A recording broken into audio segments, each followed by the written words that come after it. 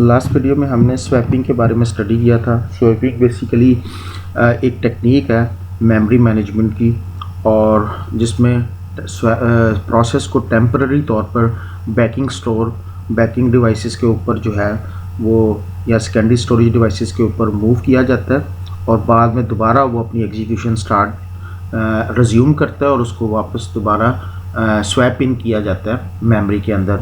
तो basically swapping is a memory management technique. Swapping on mobile system जो है उसको हम देखते हैं इस लेक्चर के अंदर। Although most operating system for PCs and servers support some modified version of swapping, mobile system typically do not support swapping in any form। जैसे कि हम पिछले लेक्चर में देख चुके हैं कि डेस्कटॉप कंप्यूटर्स और सर्वर्स वगैरह जो हैं वो मॉडिफाइड वर्जन जो है वो स्वैपिंग का यूज़ करते हैं। मोस्टली स्वैपिंग जो है इन सिस्टम्स के अंदर डिसेबल होती है, बट एक ख़ास थ्रेश होल्ड के बाद जब फ्री मेमोरी जो है वो फॉल कर जाती है तो ये स्वैपिंग जो है इन सिस्टम्स के अंदर अनेबल हो जाती है। और इन केस जब वो थ्रेश होल्ड अपनी दोबारा एक पॉइंट पे पहुंच जाता है, एक लेवल पे पहुंच जाते हैं, फ्री मेमोरी इतनी अवेलेबल होती है तो स्वैपिंग दोबारा डिसेबल हो जाती है। लेकिन मोबाइल सिस्टम के अंदर जो है वो स्वैपिंग जो है वो सपोर्ट नहीं करते। उसकी रीज़न्स क्या है? उसकी रीज़न्स ये है basically mobile devices generally use flash memory rather than more spacious hard disk as their persistent storage devices जो है that is the reason कि मोबाइल डिवाइसेस जो हैं वो स्वैपिंग को सपोर्ट नहीं करती। जैसे पीसीज और सर्वर्स के अंदर जो है हार्ड डिस्क जो होती है, एक लार्ज कैपेसिटी वाली हार्ड डिस्क जिसके अंदर नॉन वॉलेटाइल्स डाटा स्टोर होता है। कंप्यूटर्स पावर ऑफ भी हो जाए तो डाटा जो है उसके अंदर अवेलेबल होता है। बट मोबाइल डिवाइसेस के अंदर फ्लैश मेमोरी यूज़ होती है जनरली, जो है वो स्मॉल स्टोरेज डिवाइसेस है। दैट्स वाई स्वैपिंग जो है वो मोबाइल डिवाइसेस जो है वो सपोर्ट नहीं करती। Resulting space constant in one reason why mobile operating system designer avoid the swapping. तो यही वजह है स्टोरेज लिमिटेशन की वजह से जो है मोबाइल जो है वो ऑपरेटिंग सिस्टम डिज़ाइनर जो है मोबाइल्स के वो अवॉइड करते हैं स्वैपिंग को। तो क्योंकि वजह ये है कि स्पेस इतनी जो है अवेलेबल नहीं होती। दैट्स वाई जो है स्वैपिंग जो है वो अवॉइड की जाती है मोबाइल सिस्टम के अंदर। Other reason include the limit number of write that flash can tolerate before it become unreliable and to through between a main memory and flash memory in these devices। तो number of rights जो हैं, data जो right किया जाता है flash memory के अंदर वो लिमिटेड होती हैं फ्लैश मेमोरी की वजह से। ये भी एक रीज़न है, एक तो स्पेस की वजह है और दूसरा नंबर ऑफ़ राइट्स, डाटा जो राइट किया जाता है फ्लैश मेमोरी उसकी, वो भी एक बड़ी रीज़न है जो कि फ्लैश मेमोरी अनरिलायबल है और इसकी परफॉर्मेंस भी जो है वो भी मैटर करती है। क्योंकि मेन मेमोरी और फ्लैश के दरमियान में, इन डिवाइसेस के दरमियान में जो डाटा जो ट्रांसफ़र होना है उसकी एक रीज़न राइट्स भी है। फ्लैश मेमोरी के अंदर डाटा जो है मोस्ट फ्रीक्वेंटली राइट नहीं किया जा सकता। उसकी वजह रिलायबिलिटी और परफॉर्मेंस थ्रूपुट जो है वो रीज़न है जिसकी वजह से अवॉइड की जाती है स्वैपिंग को। Instead of using a swapping when free memory falls before certain thresholds, Apple's iOS asks application to voluntarily give up allocated memory। जब स्वैपिंग यूज़ नहीं होती तो देन कौन सी टेक्निक यूज़ की जाती है? जब मेमोरी एक ख़ास थ्रेशहोल्ड या एक ख़ास लेवल से नीचे फॉल कर जाए फ्री मेमोरी, तो एप्पल्स डिवाइसेस के अंदर जो है एप्लीकेशन को वॉलंटरली जो है जो है स्पेस जो है वो एप्लीकेशन जो है वो छोड़ देती है मेमोरी को और एलोकेट कर देती है, फ्री स्पेस जो है वो एलोकेट हो जाती है।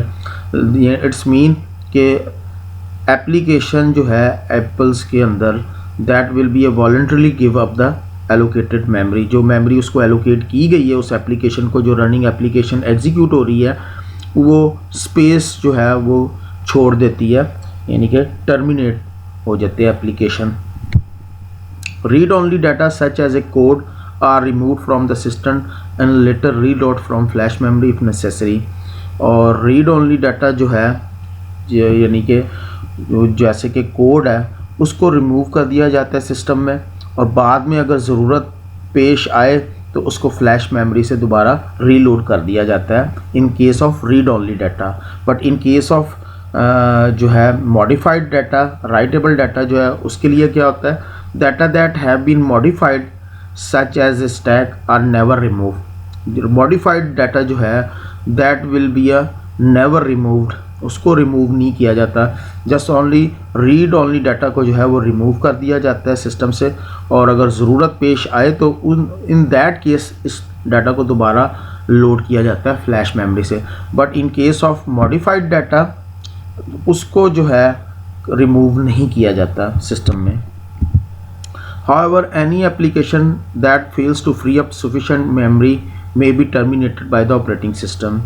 और कोई एप्लीकेशन जो कि फेल हो जाए सफिशेंट मेमोरी फ्री अप करने में, तो उस प्रोसेस को जो है, उस एप्लीकेशन को जो है वो टर्मिनेट कर दिया जाता है ऑपरेटिंग सिस्टम उस एप्लीकेशन को टर्मिनेट कर देता है। Android does not support swapping and adopt a strategy similar to that use by iOS. It may terminate the process if insufficient memory is available. Android जो है मोबाइल्स वो भी इस ऑपरेटिंग स्वैपिंग को सपोर्ट नहीं करते। उनकी स्ट्रेटजी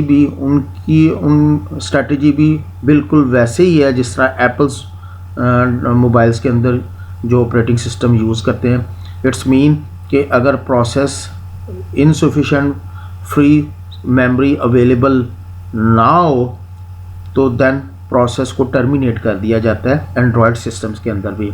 इट्स मीन कि इट में terminate a process if insufficient memory is available, यानी कि मेमोरी इतनी अवेलेबल नहीं है, एंड्रॉयड सिस्टम क्या करता है, उसका ऑपरेटिंग सिस्टम भी उस प्रोसेस को टर्मिनेट कर देता है ताकि सफिशेंट स्पेस क्रिएट हो सके और दूसरा प्रोसेस जो है वो एग्जीक्यूट हो सके। दैट्स वाई ये सेम स्ट्रेटजी अडॉप्ट की है इसने भी, जो कि एप्पल्स मोबाइल्स के अंदर यूज़ होती है। However before terminating a process, Android writes its application state to flash memory so that it can be quickly restart.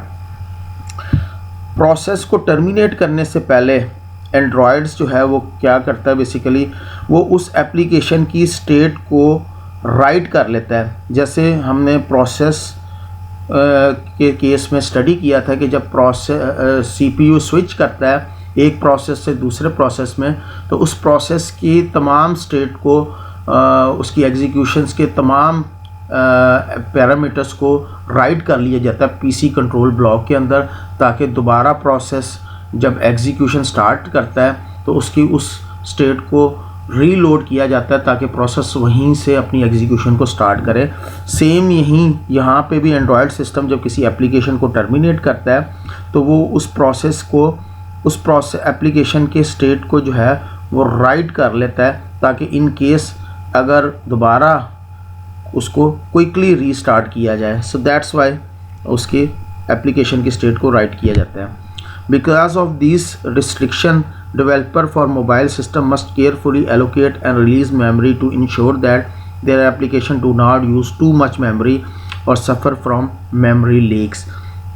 तो ये रिस्ट्रिक्शन और लिमिटेशन को मद्देनज़र रखते हुए मोबाइल डेवलपर्स जो हैं, मोबाइल सिस्टम जो डेवलप करते हैं, वो केयरफुली मेमोरी के पॉइंट ऑफ व्यू से मेमोरी एलोकेशन और रिलीज़ को इंश्योर करते हैं कि उनकी एप्लीकेशन जो है वो बहुत ज़्यादा मेमोरी भी यूज़ ना करे या मेमोरी लीकेज भी ना हो।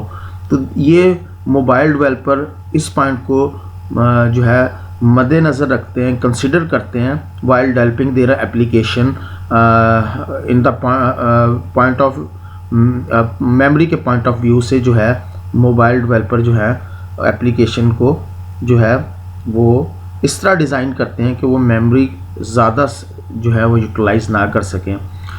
Note that both iOS and Android support a paging so they do not have the memory managed ability. दोनों जो है एप्लीकेशंस जो हैं, दोनों मोबाइल सिस्टम जो हैं वो पेजिंग को सपोर्ट करते हैं।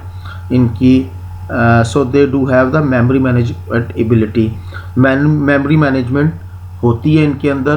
पेजिंग क्या होती है ये हम अपकमिंग लेक्चर्स के अंदर देखेंगे बेसिकली कि मेमोरी जो है पेजिंग जो है वो किस तरह परफॉर्म होती है और मेमोरी मैनेजमेंट जो है वो उसकी वर्किंग कैसे होती है। सो बेसिकली एंड्रॉयड्स और एप्पल्स दोनों ऑपरेटिंग सिस्टम जो हैं वो पेजिंग को सपोर्ट करते हैं मेमोरी मैनेजमेंट के पॉइंट ऑफ व्यू से।